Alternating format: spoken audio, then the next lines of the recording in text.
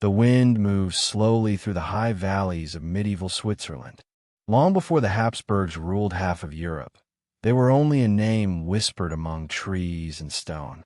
And in the soft gray mist of the 13th century, their legacy began not with a crown or conquest, but with a castle perched quietly above the River Ara, its towers barely taller than the pines. Rudolf of Habsburg was not born into splendor. He was born into watchfulness. His family held modest titles, counts of little renown, guardians of trade routes rather than kings of men. But Rudolf had eyes like windows in winter, clear, cold, always observing. He listened more than he spoke, and what he heard was the rustle of opportunity in a fractured Holy Roman Empire. The emperor was weak. Princes bickered. Borders were written in chalk. And in that silence of uncertainty, Rudolf learned how power could be built not from battles, but from waiting. As a child, he walked the long halls of the family's ancestral keep, learning the scent of parchment and the weight of forged seals. There were no great armies under his command, no golden inheritance awaiting him, only patience, and alliances born through quietly spoken oaths. His tutors taught him Latin and law, but he studied people, how they shifted in rooms, how they bend under praise, how they could be guided like water around stone. By the time he became Count of Habsburg, Rudolf understood something that many nobles never would. Empires do not begin with bloodshed. They begin with invitations. It was the year 1273 when Rudolf of Habsburg was elected King of the Romans, a title that placed him, unexpectedly, at the helm of the Holy Roman Empire. He was not the most powerful candidate, but he was the least threatening, and that, he knew, was his advantage. The electors thought him a placeholder, a compromise, but Rudolf saw it as the opening move in a game that would span centuries. He chose not to rule from arrogance, but from administration. He reorganized feudal lands. He asserted imperial rights. He avoided reckless wars.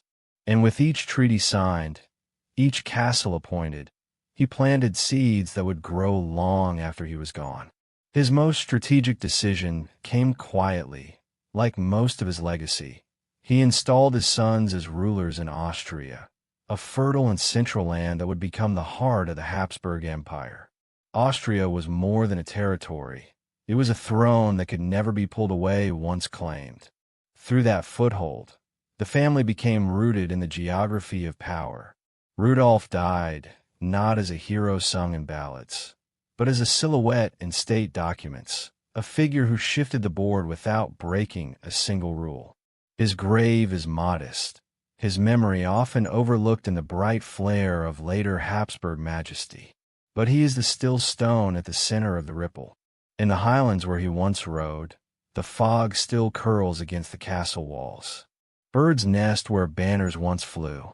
And in that quiet, if you listen just long enough, you might hear footsteps in the stone corridors. Measured, thoughtful, never rushed. This is how the dynasty began. With mist, with patience, with the kind of power that does not announce itself. And now, we drift forward, through candlelit corridors and winding stairs, toward the marriages and bloodlines that would redraw the very map of Europe. The corridor grows warmer now, lined with portraits you do not recognize. Men and women with distant eyes and jeweled collars, their names stitched into the gold leaf of forgotten archives. This is the next great secret of the Habsburgs. Not conquest, but marriage. Not the blade, but the vow. They called it bella gerent alii, tu felix Austria nube. Let others wage war. You, happy Austria, marry. And marry they did. From the quiet seat in Austria, the Habsburg family began a slow, calculated expansion not through battlefields, but through altars. Each union was a transaction dressed in lace. Each wedding ceremony a contract written in Latin and sealed in wax. Spain, Hungary, Bohemia, Burgundy, even the Holy Roman Emperorship itself, stitched together one surname at a time. It was not luck. It was ledger work, often more ruthless than swords. By the early 16th century, the family's branches had rooted in nearly every throne of Europe. Through the children of Maximilian I and Mary of Burgundy came the Low Countries and France's ancient rivalries. Through their grandson, Charles, later known as Charles V, the Habsburgs found themselves holding the crown of Spain, the imperial crown of the Holy Roman Empire, and colonial dominions stretching to the Americas. And yet the family never forgot the art of quiet rule. While others raised banners, they sent envoys. While nobles fought over titles, the Habsburgs wrote marriage contracts with the precision of engineers. Theirs was a diplomacy of blood, ink, and inheritance. But there was a cost. Too much power, centralized in one lineage, began to fray the world around it. Tensions brewed beneath the surface.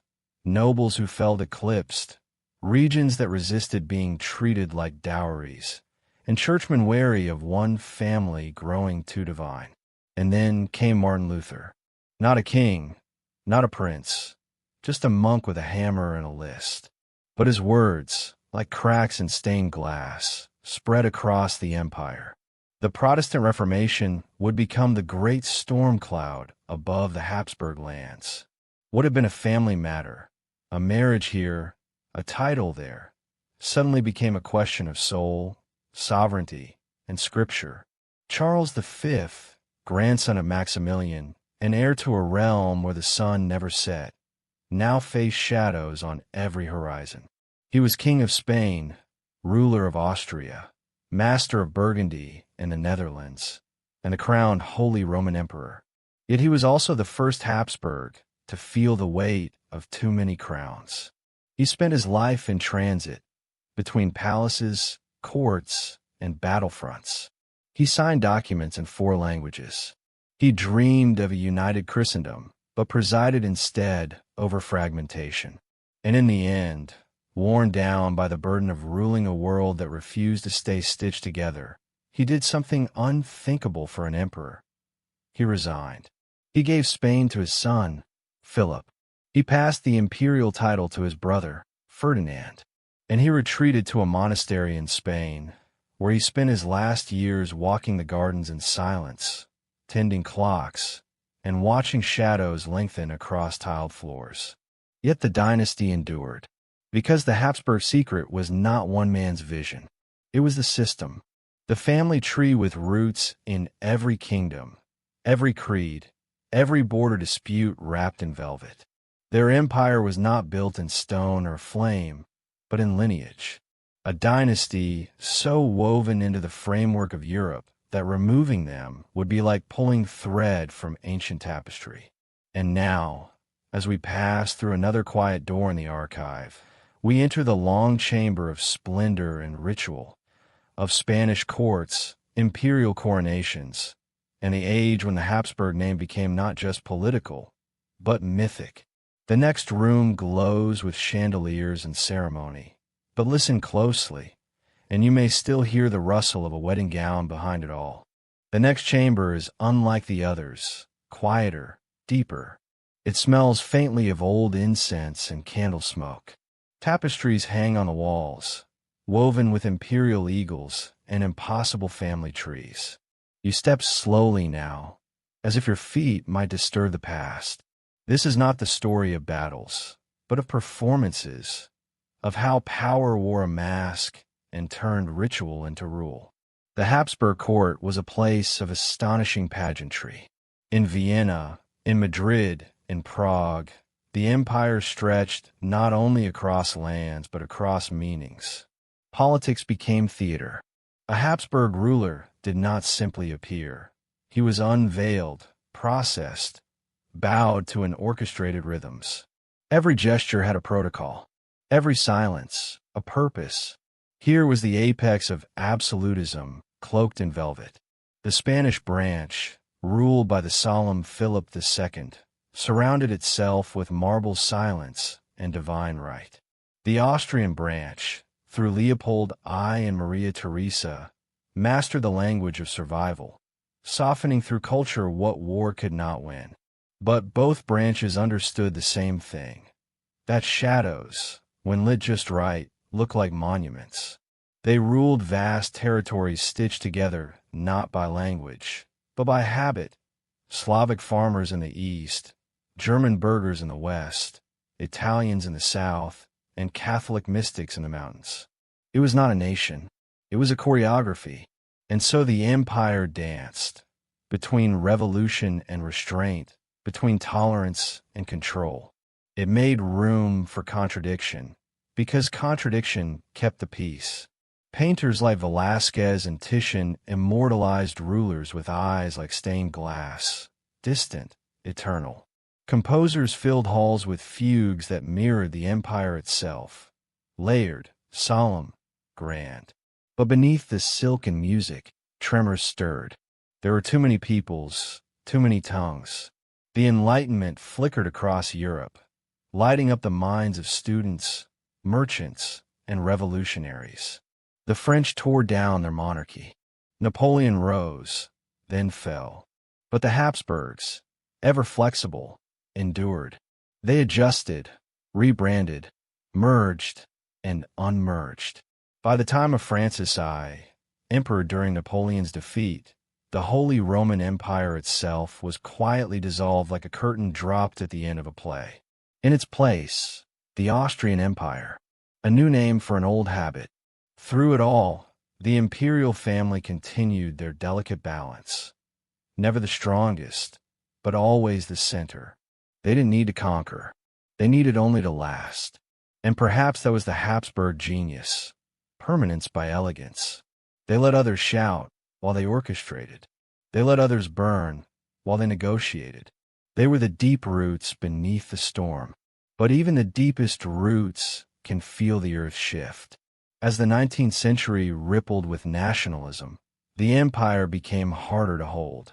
Hungarians wanted their own crown. Italians pushed for unity.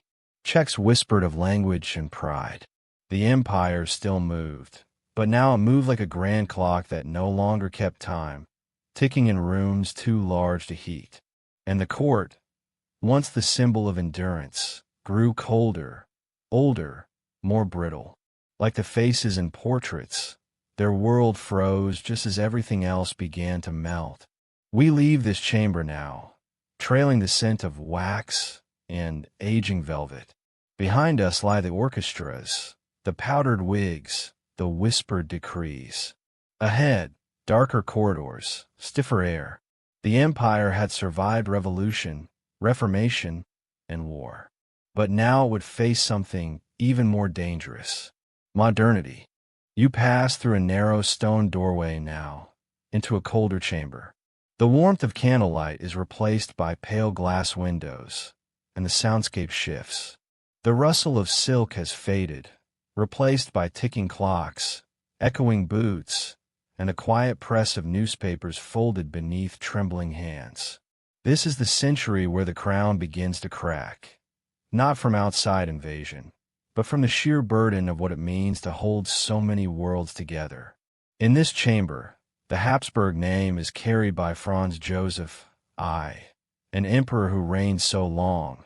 His presence became indistinguishable from the empire itself. For nearly 7 decades, he was the constant figure in a world of change, a portrait aged into marble. But constancy, too, can become a prison. The world around him was erupting with invention, railroads, revolvers, revolutions. In cafes across Budapest and Vienna, ideas flowed faster than beer, ideas of liberty, of nationalism, of separation. And still, the emperor rose each morning at 4 o'clock, dressed in military precision, and signed documents as if habit could hold history still. His wife, Empress Elizabeth, called Cece, was a woman of beauty and sadness. She wrote poetry in private, fled the stiffness of court life, and mourned the loss of her son, Rudolph, whose death in a suicide pact with his lover left an echo through the marble halls.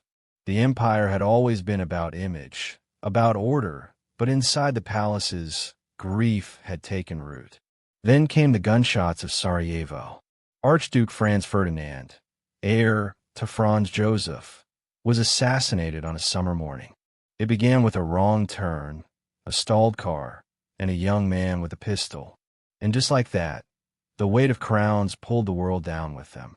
The First World War was not started by a single man, but the empire's brutal structure helped turn a spark into a storm. Allies formed, threats exchanged, and the machinery of Europe's old empires lurched toward devastation. Inside the Austro-Hungarian Empire, the strain was unbearable. The dual monarchy, Austria and Hungary under one crown, had always been a compromise stitched in gold thread. But war ripped through the seams. Ethnic groups long quiet now raised their voices. Soldiers from across regions fought in foreign uniforms. Mothers wept in languages the crown no longer understood. Franz Joseph died before the war ended, his body carried through hushed streets by torchlight. He had ruled so long that people thought he might simply never go. But his death was only the first tolling bell. In the shadows of trenches and telegrams, the empire began to fade, not with revolution or invasion, but with exhaustion. And then came Charles I, young and gentle-hearted, who inherited not a throne but a ghost. He tried peace. He tried reform, but there was no longer a center to hold. When the war ended in 1918, the Austro-Hungarian Empire did not so much collapse as dissolve. Borders shifted like mist. Flags disappeared. Palaces echoed with emptiness. And the Habsburgs, once Europe's great web weavers, were quietly exiled into memory. You pause now in the center of this quiet room, where a glass case holds a simple crown, its jewels dulled by time. The ceiling is high, but the silence presses lower than ever. Here, the weight of crowns was not just gold and velvet. It was the burden of holding together a dream too large for one head. Outside this chamber, the world has already changed. Democracies rise. New ideologies take shape. The empire that stitched together the heart of Europe has become a patchwork of smaller hopes, some blooming, others bleeding. But something lingers. A name, a story, a habit of reverence. And that's where we'll walk next, into the Hall of Echoes, of remembrance, of myth and meaning. The room ahead smells of varnished wood and faint perfume, notes of memory, suspended in time. A velvet curtain draws back, and for a moment, you step not into a battlefield or courtroom, but a ballroom, empty now, except for the sound of a ghostly orchestra tuning in silence. This is the interwar Europe, where grandeur lingers even after the world has moved on, where the waltz plays in cities with new borders, new flags, and old souls. The Habsburgs are gone from power, but not from imagination. The empire has vanished like mist in morning sun, replaced by republics, revolts, and republics again. But in Vienna, people still stroll beneath the arches of Schönbrunn Palace. Children still whisper stories about Sisi, the sad empress with a crown of stars. And in salons across Europe, the Habsburgs are spoken of not as rulers anymore, but as legends, puzzles, and shadows.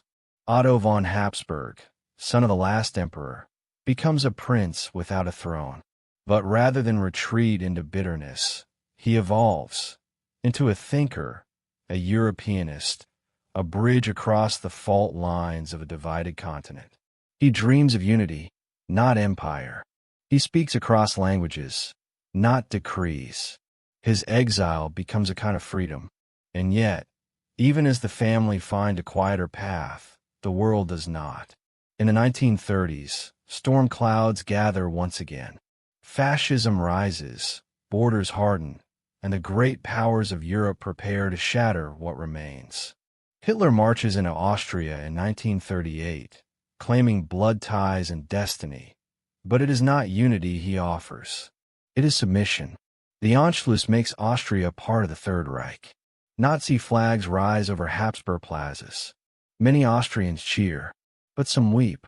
It is not just empire they've lost. It's something older, quieter, more fragile, a sense of being at the center of something grand and strange and shared. War comes again. Louder, colder this time. Palaces are bombed. Archives are burned. Paintings are stolen. Blood runs through the same streets once walked by emperors in feathered hats. But even as the world collapses again, something in the Habsburg myth survives. Not because of armies, but because of memory, because somewhere in a library or a lullaby, someone still remembers a name, a gesture, a song. After 1945, Europe reshapes itself for good. The Cold War draws new lines. Austria becomes neutral. Old aristocracies are mostly ceremonial now. But the Habsburg name remains like a watermark, barely visible, but impossible to fully erase. In old cafes, the clink of porcelain cups still echoes against chandeliers. The scent of strudel and ink carries faint traces of imperial mornings. And every year, in Vienna, people still dance the New Year's waltz as if time could momentarily reverse, just for one turn of the floor. In this room of ruins, you do not mourn.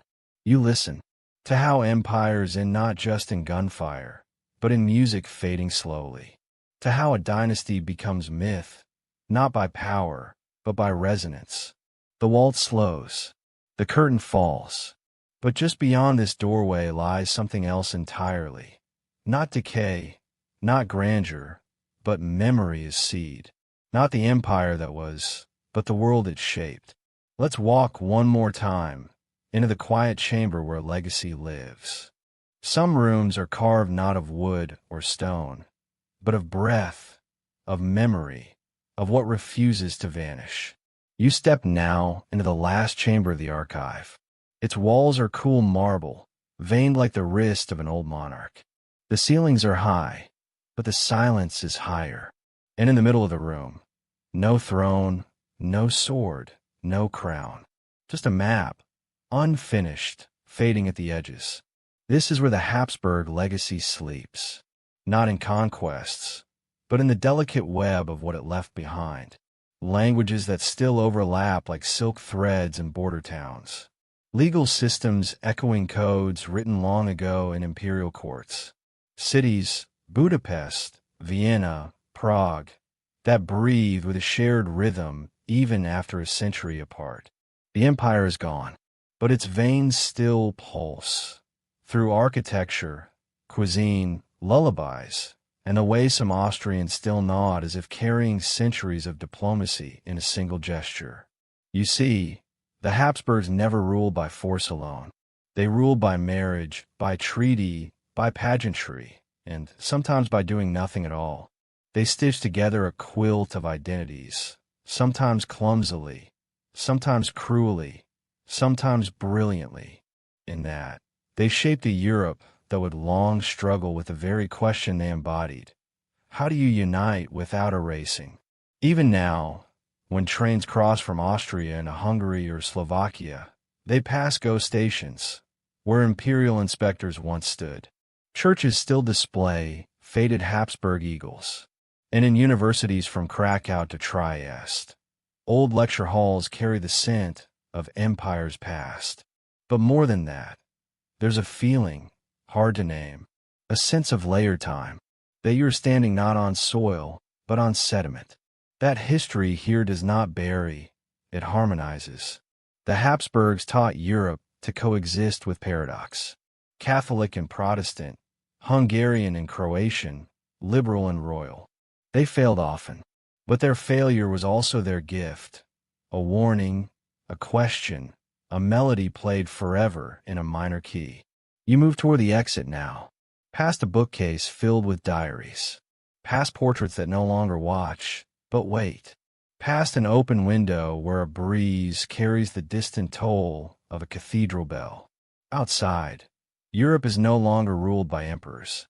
It is shaped by unions and debates, by tensions and treaties. But the idea, the soft dream, of a many-peopled place, stitched with ceremony and contradiction, still flickers. You look back once. The candle is almost out, but the story has not ended. It has scattered, into marble veins, into border songs, into the quiet dignity of old families and young nations alike. You leave the archive as if waking from a long waltz. And in the quiet space between now and sleep, a name lingers like mist. Habsburg.